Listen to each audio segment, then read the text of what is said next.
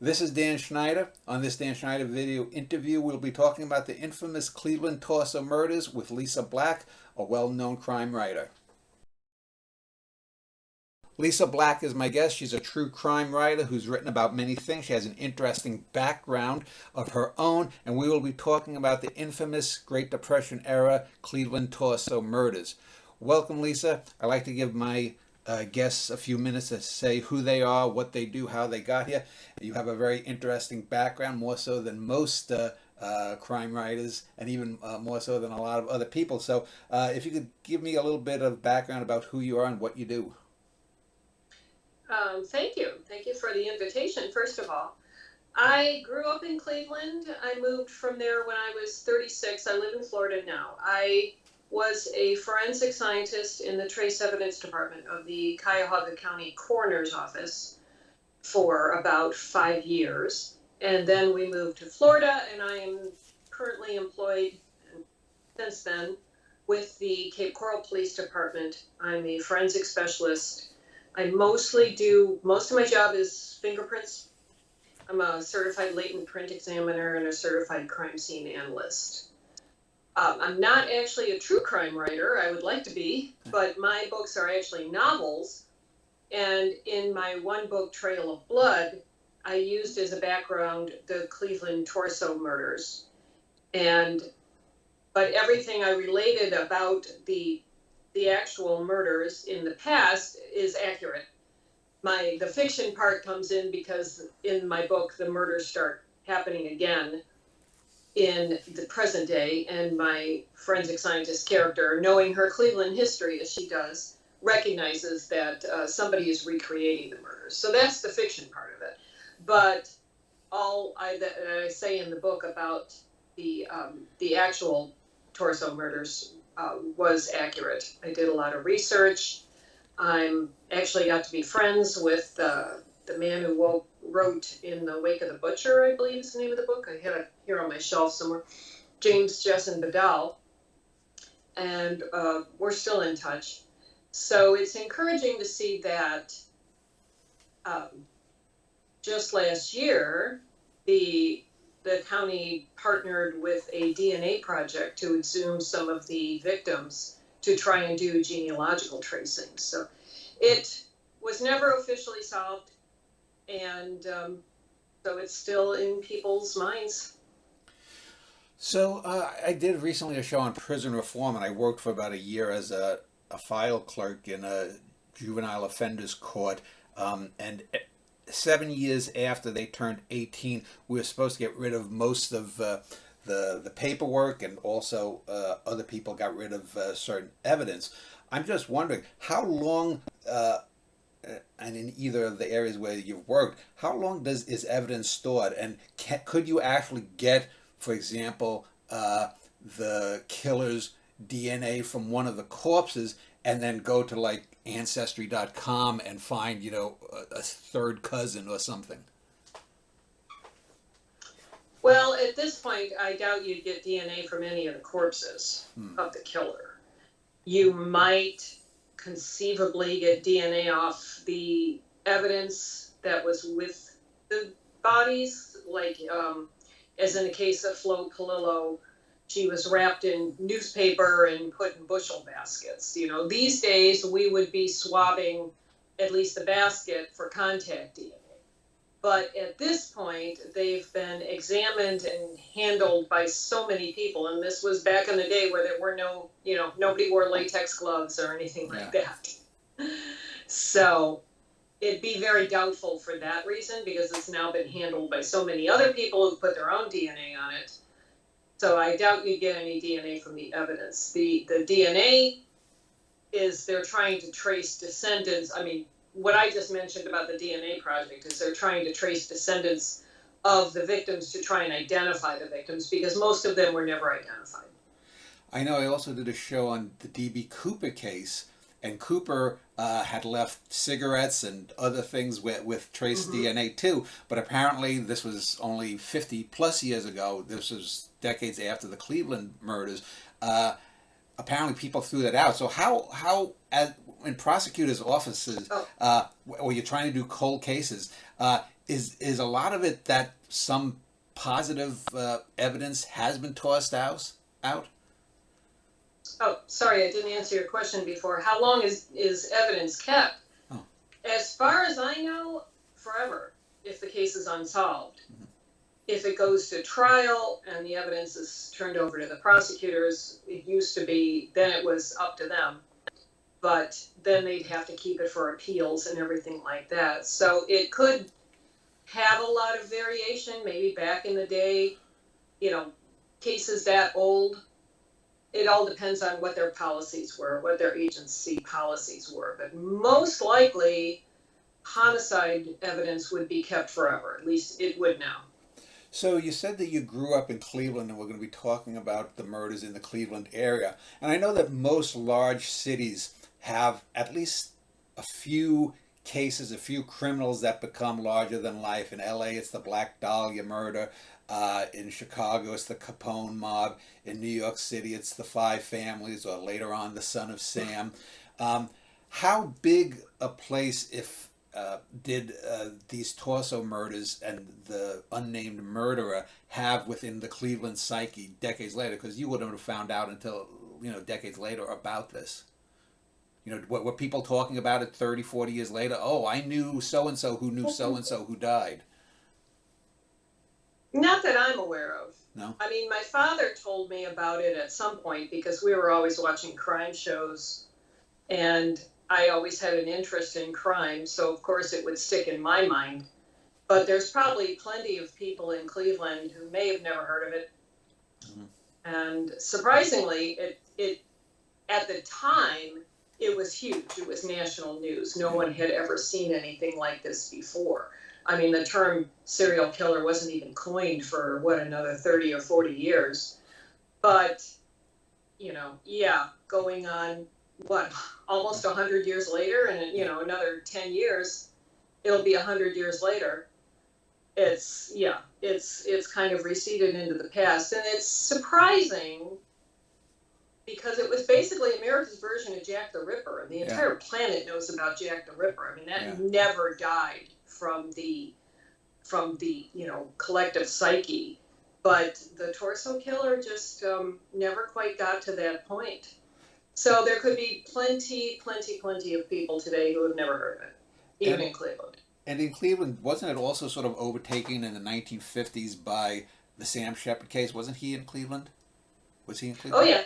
And, yes. and then there was the TV series that had the highest rated ending for decades, and then the movies. So maybe sort of that, because of the focus and the fame that came from the subsequent iterations of the Shepard murder case, probably helped to put the torso murderer even farther back into the closet, so to speak. It could. I don't know why. They're totally different cases. Yeah. I mean, one is a serial killer, and the other is a guy killing his wife. So let's talk about the term, because if you look up, and I'm looking just on and looking up several websites, but I'm going to go with the Wikipedia one. It says the Cleveland torso murderer, but this was one of the rare cases of would-be killer that had actually more than one famous last name. He was the Cleveland torso murderer and also the Mad Butcher of Kingsbury Run. Which was the more used in Cleveland? Well, today it's the torso murderer. Yeah. The torso killer. I don't know what it was in, or in the time of the Depression when they were actually happening. And so let's talk about some of the cases, because one of the reasons that I think that the case has been muddied up is that at the time, weren't throughout the lower Great Lakes region there several torso killings in western Pennsylvania. I think there might have been one near Buffalo, New York. So, it sort of got diffused rather than just being in a small area like Whitechapel, to use the Jack the Ripper case. Let's talk about the murders, when they happened. Is there, like in Jack the Ripper, there's a canonical 5? Is there a canonical 10 or 12 for the Cleveland torso murder? Because I know there are some that are suspected to have happened earlier and some suspected happened later in different states. So if you can, let's walk through the timeline of some of these murders. Well, I believe there's generally 12. accepted of the actual torso killings. I don't know if that counts victim 0, the lady in the lake, Yeah. which happened a year before it really, they weren't even sure about her. So she wasn't included in this at first. And then there were more far-flung murders. There were a number in around Newcastle, Pennsylvania. But of course, with communication at the time, I don't think they were connected until much later. And this killer killed both men and women, mostly men. Actually, more of his victims were men than women. So, to compare to Jack the Ripper, you don't have the whole, doomed prostitute in the slums of Whitechapel kind of image when you think about this. And also, they were so spread out, and so many of them were never identified. So lots of times in very famous murder cases, you know so much about the victim and you could piece their whole life together. It's like only 3 were ever identified out of the entire set. And one they're not even 100% sure about, Rose Wallace. So I suppose it doesn't grab the imagination the way other cases have, because you can't really picture who these people were or where they went and anything like that. So you, just to stick in the Jack the Ripper vein, what all of the victims, did they have their heads or limbs removed? And was there any destruction to the inner organs? Was there any sexual molestation on the men and the women? Are we talking about someone who is likely a sexual sadist, or is this just a guy who was, I think a lot of this too helped inspire some of the Leatherface stuff, some of the early 1970s killers, or what do you call it, serial killer movies, I guess you would call it. What seems to have been the motivating factor here? Well, it was definitely a sexual sadist, in that, especially with the 2 men, I think Edward Andrassy was one, the 2 men that were found in Kingsbury Run together, which kind of set the whole thing off. They were emasculated, their genitalia was cut away and found in a little pile a little bit away from the body. So that had nothing, that was not related to the dismemberment, because first, when you find a dismembered body, you're not sure if that was just to make it easier to get rid of, because, how often in history have we found bodies in trunks and they were simply cut up to make them fit? Yeah. Well, this made it clear that that was not the simple mechanical motivation here. And then most, I think if not all of the victims were decapitated. Many heads were not found. Some were found away from the bodies. So the dismemberment was definitely an end in itself. So, but this wasn't like he was taking someone's testicles for a trophy, like some serial killers like to have a memento. They take a ring, they take a lock of hair, or they take a snippet of the genitalia or something for some perverse reason.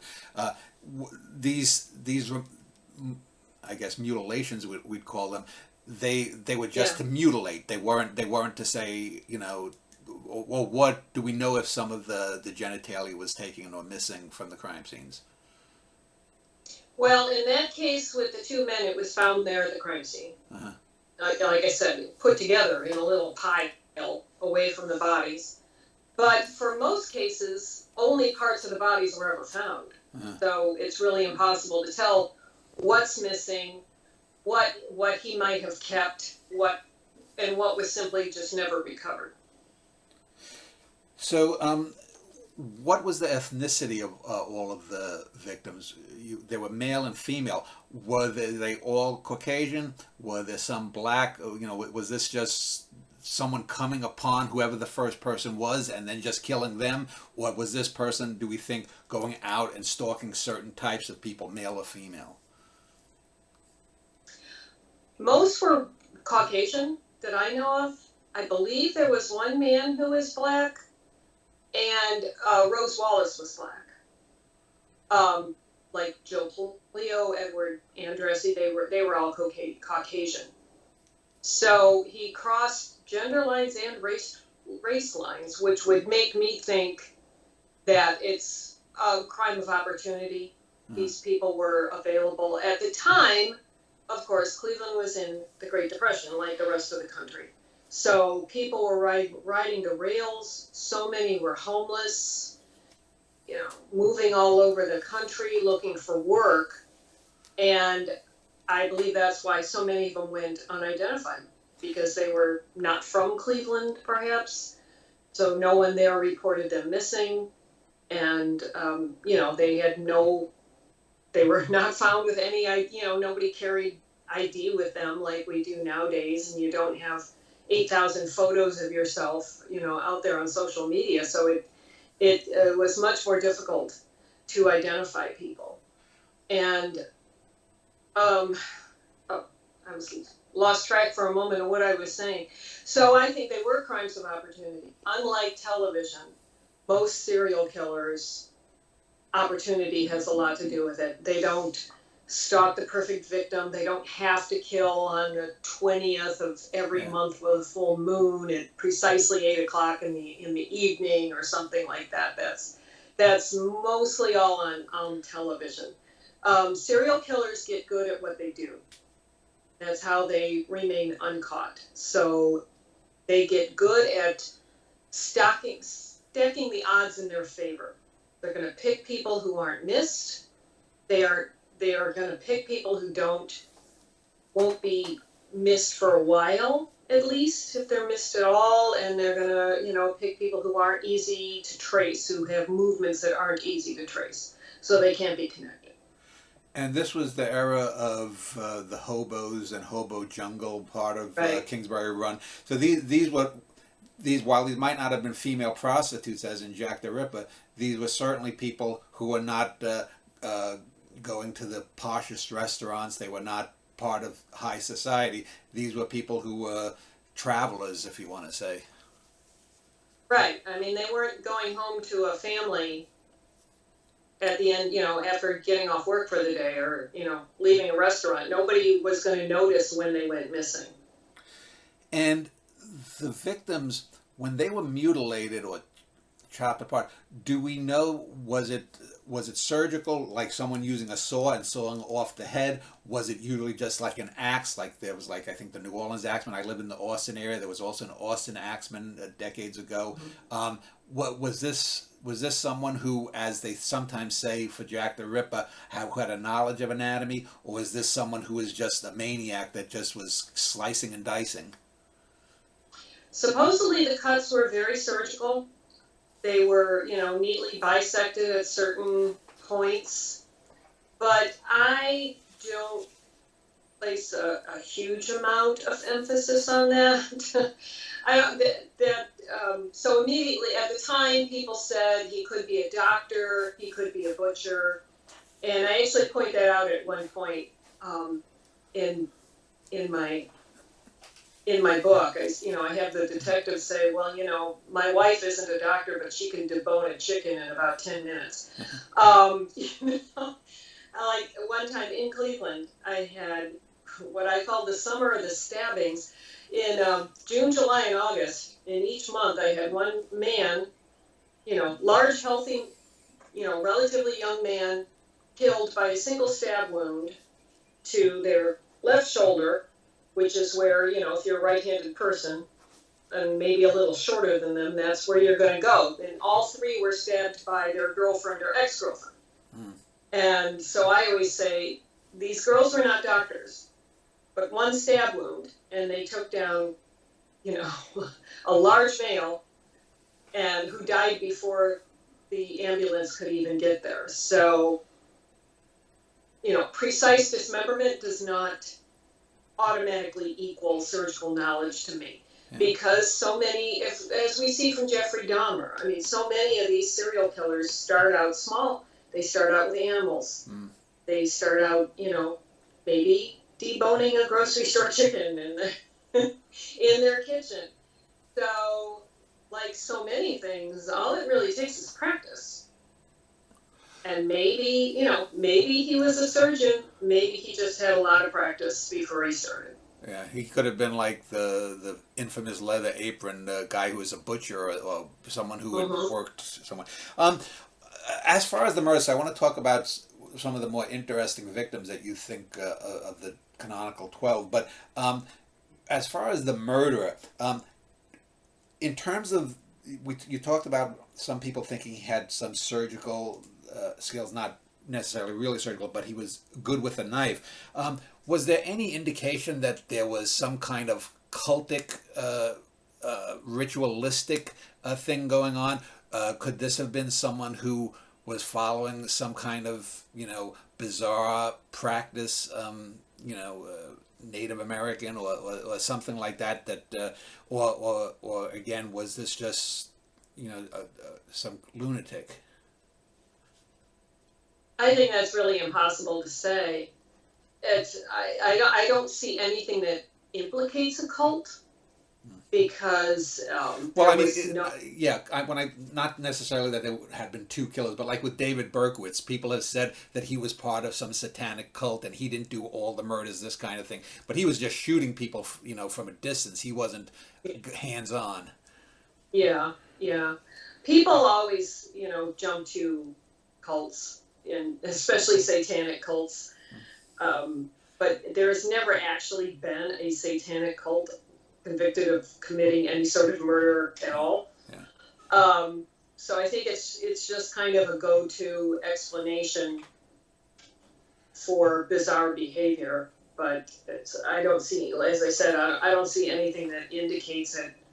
And it's so impossible to tell, finding bodies in pieces and finding them, varying lengths after the murder. Some were months. So with decomposition and lack of trace evidence, it's really impossible to point to any particular ritualistic kind of thing. And he disposed of each body differently. So that also, to me, would not indicate a cult. You would think they would do it if he was following some kind of ritual, you'd think he'd do it the same way. Some were tossed in the lake. One was tossed in the river.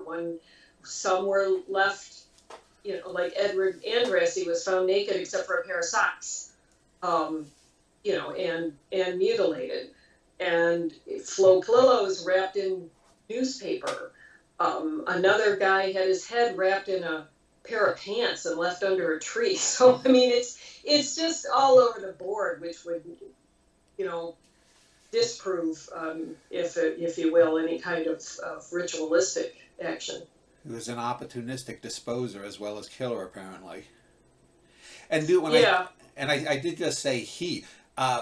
It would seem that since they were also men, that the killer likely had to have been a man, because your average woman probably would not have been strong enough, if it's a singular woman, to take down most of these average or above average sized males. Yeah, that would be my assumption. So of the victims, you've named a few names, and there are some interesting names like the Lady of the Lake and the John Does and the Tattooed Man. Of those canonical 12, and I also do want to include the Lady of the Lake simply because she's sometimes seen as sort of the spawn. Tell me some of the 3 or 4 that most interest you, victim-wise. Which were the ones that interest you the most, and why? Is it because there was the most evidence left by there, or there was something done just singularly to victim A, B, or C that gives some insight? Which are the 3 or 4 most interesting victims, forensically speaking? Oh, well, I mean, they're all interesting, of course, in their way, but I think Flo Polillo interests me because of this being wrapped in newspaper and left in a bushel basket in an alley. It's so bizarre. It's like, how could that, not grab your imagination? And I guess, like the two men were just left on a hillside, and then other ones had body parts wrapped in pieces of clothing and left outside. But she's neatly wrapped in a bushel basket. In fact, how her body was discovered was there was this dog barking. And if you've ever had a neighbor with a barking dog, you understand it is impossible to sleep with a barking dog. So it's very early on a cold morning, and this woman, left her house and put on a coat just to go outside and see what the heck was up with this dog. And because it would have been absolutely impossible for her to sleep. So she got annoyed. She went out. She sees this bushel basket. That's what the dog's trying to get to, which is why he was barking. And she goes into a nearby, I think, butcher shop or meat store or something, and says there's some hams in the alley back here. And so obviously it wasn't anything about it that terrified her. I mean, there wasn't dripping blood or anything like that. She just sees some large objects wrapped in paper that a dog wants. Mm-hmm. So to her it was, a logical conclusion. She goes in this store and says, there's some hams out here. He thinks he's been robbed, that someone burglarized his store before he got there. So he goes out and looks. And, so the whole thing is just so many bizarre upon bizarrities, so it can't help but grab the imagination. In the 1930s, what was Cleveland like in terms of organized crime? And I ask this because I often tell people that I grew up in a very Goodfellas type neighborhood in New York. And so seeing someone dead or seeing someone bloody running down the street, running away from someone because of crime, and this was the 60s and 70s, was not out of the ordinary. It didn't happen every day, but once a month you'd see something like that, or someone would say, "Oh, there was a body found behind Mr. Barnstone's whatever or something." Mm-hmm. Was Cleveland a hotbed for organized crime? And if so because I know sometimes, if you're sort of in that kind of an environment, you get sort of inured to violence. What was the state of crime, let's say, in general? Because I want to bring in Elliot Ness into this equation in a moment too. But well, Cleveland first, like around the turn of the century, Cleveland had been a very wealthy city. Carnegie, Rockefeller all had mansions there, and on Euclid Avenue was known as Millionaires Row. So, but it was at the time like the sixth largest city in the country. But like, all cities, your fortunes go up and down. And with the Depression, we had, virtually no unemployment. It went to, of course, massive unemployment, just like everywhere else in the country. And so many workers were either out of work or working part-time. So people were really, really struggling to make ends meet, and police officers were, no exception. And then, of course, came Prohibition, and there was a good side job, of course, was protecting bootleggers and looking the other way when people were smuggling alcohol.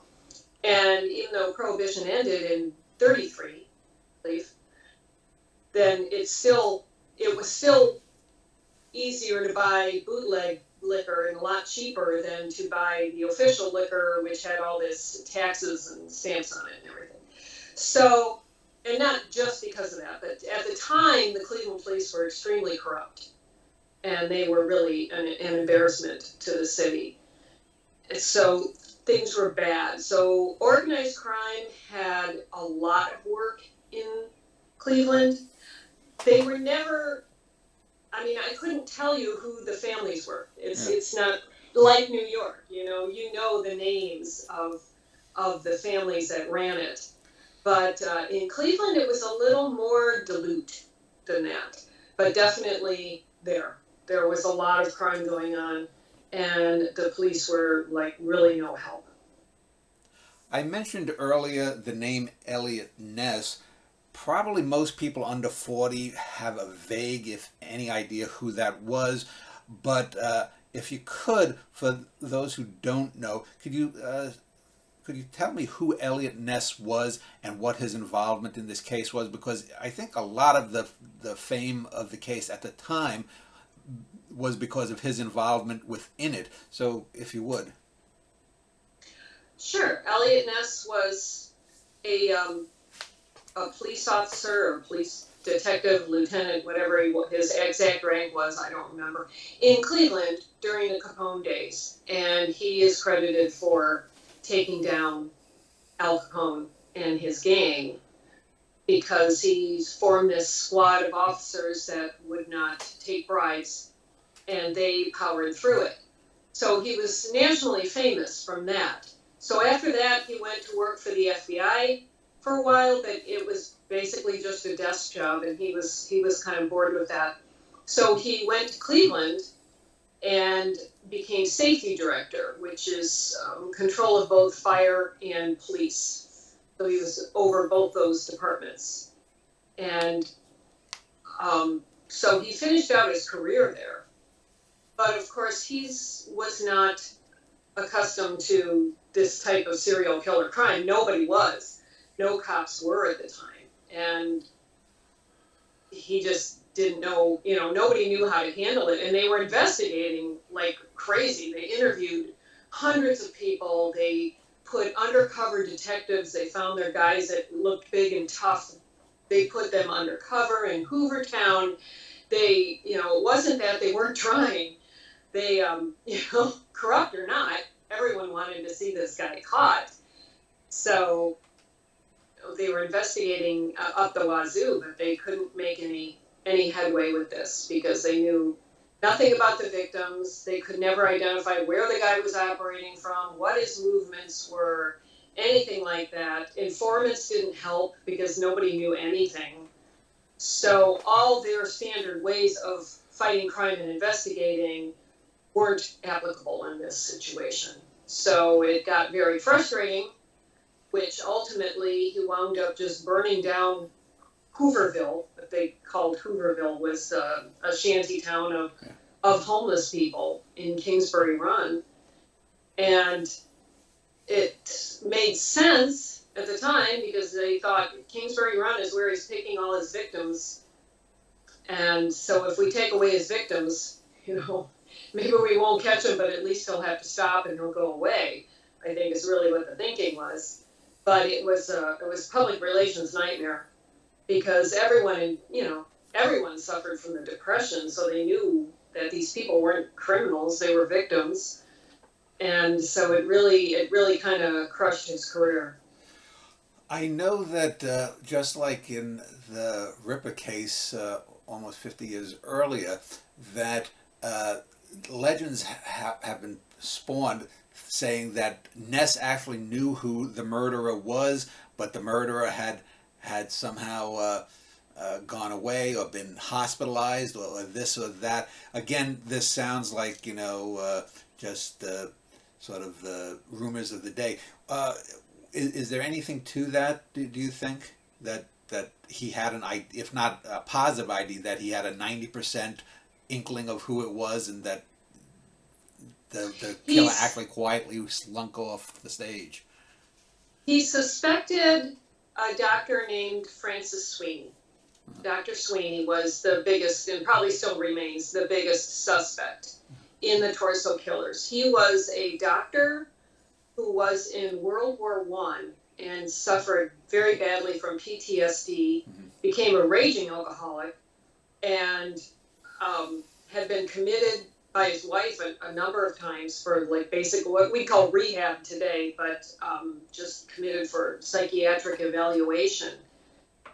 But he, he was a doctor. His cousin was a congressman, I believe, or a senator or a congressman. And so he wasn't the type, back then you could get people committed to, asylums, especially if you were female, on very little pretense. But of course, he had the wherewithal to get back out. So they couldn't keep him forever, and he didn't want to stay. So they had to keep letting him go. I mean, at one point, Ness basically kidnapped him and held him in a hotel. They had to wait for like 3 days for him to sober up, according to lore, and questioned and questioned and questioned, but he would not confess to the killings. And the reason they suspected him was he frequented the areas. He, had connection to the various areas, and of course he was a surgeon, so he would know all about dismembering, and he just acted strange. He was, very strange because he was suffering from PTSD. And when they were thinking of arresting him, he suddenly disappears. Well, he winds up in a hospital. He had turned himself in, which seemed kind of very good timing for him. Another time he had been temporarily at the Soldiers and Sailors Hospital in Sandusky, and a decapitated corpse turned up there. So there were a lot of little things that pointed to him. But eventually he got into, he went out to California and checked himself into a psychiatric hospital. And I think he may have been there for the rest of his life. So that was why Ness could never, he really thought it was him, and a lot of circumstantial evidence indicated him, but there was nothing concrete, nothing that could actually prove it. And the canonical murders ended in what, 38? I'm not sure. Yeah. So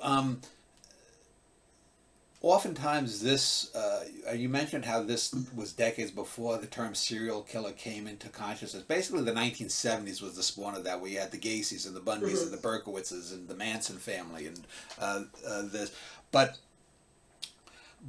it seems that because the Cleveland torso murders were never solved, that it sort of became a catch-all for people to not only dump murders that were in nearby states there, but people have linked it oddly to a lot of other murders.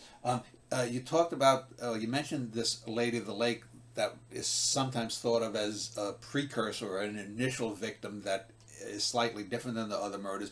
What other murders have been attributed to it? Most famously, the Black Dahlia, and you can talk about that. But for how many years after the official murders ended were people still trying to link things back? I think it went all the way into the 50s, that there were some murders that they were thought might be also torso victims. And well, let's start with the link supposedly to the Black Dahlia murder. And this is a murder that happened in Los Angeles a decade later, basically. But yet, just like with the Eliot Ness legend, what precipitates that legend, or has fostered that some people have made those claims in writing and otherwhere? Well, as I said, Sweeney was in a hospital in California, so that puts him in, a rough location. And because the Black Dahlia was cut in half and, bisected at the spine, I believe. So they, they connected, popular lore connected the two. So let's talk about modern day forensics here, because the chances are probably significantly less than 1% that the real killer will ever be found out, unless there's some kind of new scientific way to get some kind of DNA information. If that is okay, if that is true, at least there could probably be a modern psychological profile built. Could there not? Has anyone, has a modern FBI or forensic profiler looked at the case and tried to say, well, this person might have this, as they try to put it into some kind of context. Is there a consensus in, say, the true crime community or in the forensic community about this murderer, and what murders in the near century since or murderers are the closest, do you think, in terms of not interacting, obviously, but in terms of psychologically? I'm sure there have been. I mean, I'm sure has got to be taught in a behavioral profiling course, but I'm not aware of anything No. like that.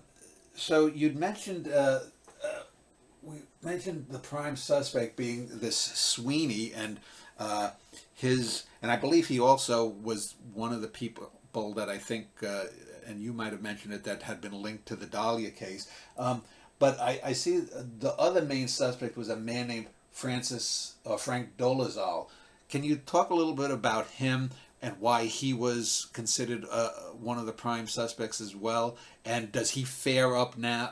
Does he fare better now, decades later, than Sweeney does as the top suspect? If so, Yes, Frank Dolezal was a plumber, I believe, but he was known to at least two of the victims, maybe three of the identified ones, of course, just because they all hung out in what they called the Roaring Third, which was, a ne'er-do-well place of flop houses and bars. But he was arrested, he was jailed, and after like a 12-hour interrogation, confessed to murdering Flo Polillo. But I think they'd lived together at one point or something. He knew her, and he vaguely knew the other two.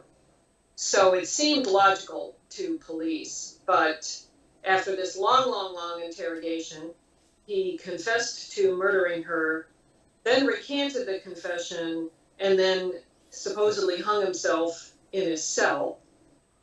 And I think he's been since officially exonerated, because it's highly doubtful that he's a viable suspect.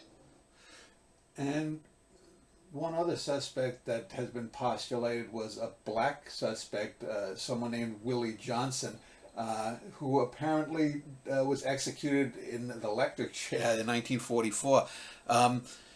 Do you know anything about him and why he was tied to it? No. No? Actually, I don't. And then, just like with a lot of murders that have a lot of victims, some people have also suggested that there was no single murderer, that this was an area where killings might have been frequent, homeless people, transients would come in and out, and that, as you had mentioned earlier, they could have been killed one place and maybe dumped in another place. Do you put any credence in the idea that it might have been maybe two or three different individuals that killed two or three different people, or do you stick that it's most likely a single murderer? Of course, it's possible. I mean, you do get killing partners like Kenneth Bianchi and his cousin, but they're relatively few compared to single serial killers. And in this case, I think it's doubtful, certainly doubtful that two random unconnected people would be killing people in the same way. I mean, dismembering a body is really difficult. It's a lot of work. It's a lot of cleanup, and then to cart the body somewhere else is, again, it's a lot of work. So two people having such a bent seems unlikely to me. So, in your book, where you fictionalize the events, but you keep the basic facts, do you actually make a posit of who the killer was, as in terms of being a real person, or just the profile of someone that you gave a fake name to? And do you believe the theory within your book in terms of whatever you posited? You know. Yeah, I totally made up a character who is, was the serial killer in the time. That's complete fiction. But my theory was also that he worked on the railroads. I didn't think it was Dr. Sweeney. I could be wrong. But because it's so connected to the railroad system, I mean, Kingsbury Run, the railroads ran through. So many of these victims were probably unidentified because they were, I think, riding the rails, like people did, going from town to town looking for work. And that would explain why no one knew them, no one missed them in Cleveland, because they were from somewhere else. And then when you tie in all the murders that happened around Newcastle, Pennsylvania, which is also a railroad hub, and I think one or two victims were, I think maybe one in Cleveland and one in Newcastle, were actually found inside a railroad car. To me, that all indicated it was someone who worked on the railroad. So that was my theory that I went with in the book.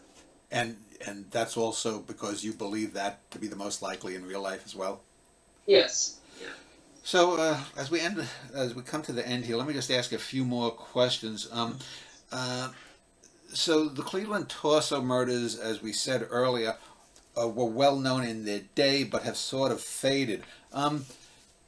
When you think of that and compare it to someone like Jack the Ripper, when you compare it to, say, the more famous, say, 1970s serial killer class that I mentioned, the Berkowitz, the Bundys, the Gacy's type, why do you think it is that certain murders or certain killing sprees or just certain crimes in general catch a hold of the public and never let it go?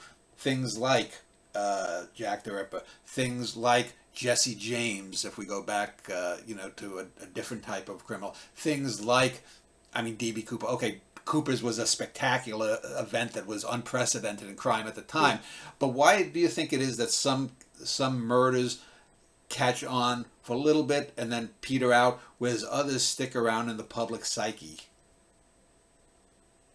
Well, unsolved murders, unsolved cases, like D.B. Cooper, I think they stick around because people always want to know the answer. We always want to get to the conclusion, and we want our questions answered. So those tend to bug people in a way.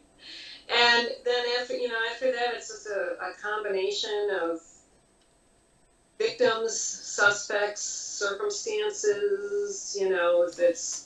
If it's a rich person killed in their super secure mansion, that's going to catch our attention, because it's not only a glimpse into the lives of the rich and famous, it's how did this happen? It's a locked room mystery, or families. You have the murdering vendors. Yeah, the bloody vendors. The bloody vendors out in the Old West. It's and how do people? It's bad enough to have one serial killer, but how do you get more than one in working together toward the same goal? That catches the attention. Of course, if something is a terribly tragic, obviously all murders are tragic, but when it's a child or some sort of bizarre or mass murder, like Jonestown, which wasn't really murder, it was suicide, but it kind of was murder, and a forced things like suicide, that, but tend to grab the imagination more than somebody getting in a fight in a bar and getting shot by his opponent. Well, it's odd because someone like Lizzie Borden, assuming she did it, and I don't know enough to say if she did, but she's the most, or thought of as the most likely suspect, killed two people, where someone like Belle Gunness, the Lonely Hearts murderer from the Midwest, kill maybe 24 would-be suitors, and then you have someone like Henry Mudgett, aka H.H. Holmes, with his murder castle. Yeah. That's kind of weird and is sort of like a modern horror film.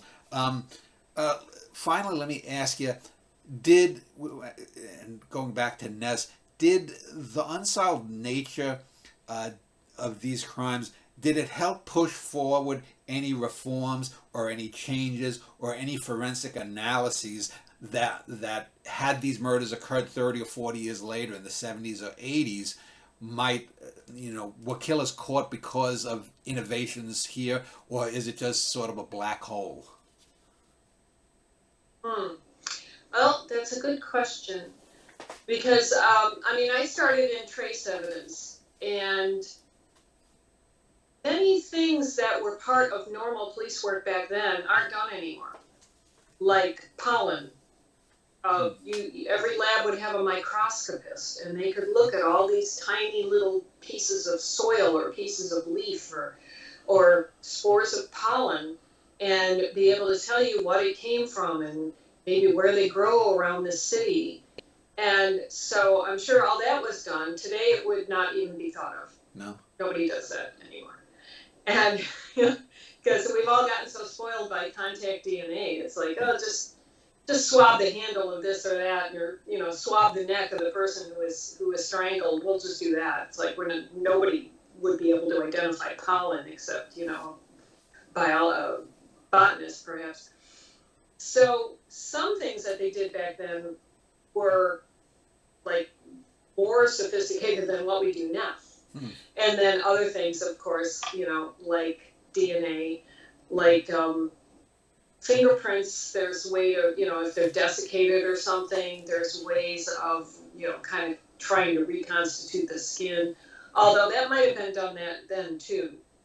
Lots of times their arms were missing and things like that, so it couldn't be done. So you would still have a problem with the victims not being identified and being dismembered and decomposition, being thrown in the water and soaking in the water over time, which might wash away all kinds of hairs and fibers that the killer might have left. Not to mention carrion animals, eating parts of the body, carrion. Yeah. So, those things would still be a problem. They would still be working against you even today. There's still only so much we can do. I believe I read that you had worked in blood splatter analysis. Is that correct? Yes.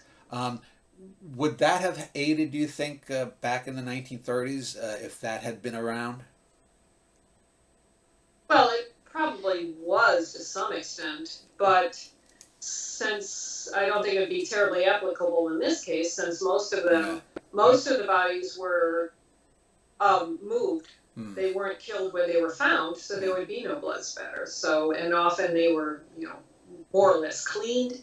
Yeah. And, wrapped in other things. So, I don't think blood spatter would assist. And finally, let me just ask then, what is the next book that you're working on? Or will it be just totally fiction, or will it be based in history, in the backdrop of, some kind of, crime spree like this? No, well, my most recent one that just came out in February is called Not Who We Expected. And it actually does deal with a cult that, of course, the characters don't know is a cult for several chapters. And it's complete fiction.